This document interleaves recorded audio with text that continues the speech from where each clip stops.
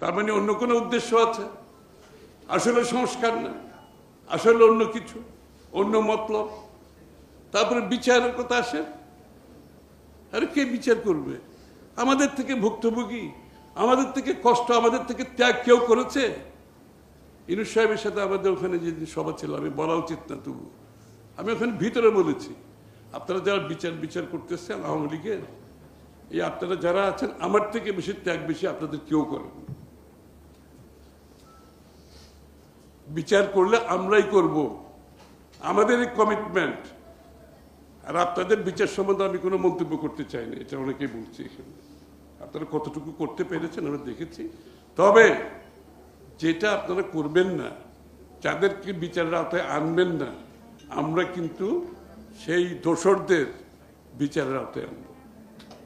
একটা কথা বলে দিই, বিচার সরকার করে না। যারা বিচার সমাপ্তির কথা বলে, বিচার সরকার করে না, বিচার করে বিচার বিভাগ। যারা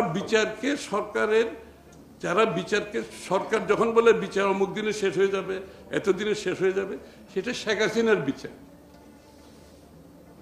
অর্থাৎ বিচার বিভাগের উপর কোনো আস্থা নাই, সরকার বিচার করে দেবে। ওই বিচার তো বাংলাদেশে হলে আর গণতন্ত্র থাকবে না। আমরা তো বিচার বিভাগের স্বাধীনতার জন্য যুদ্ধ করেছি, তাই না?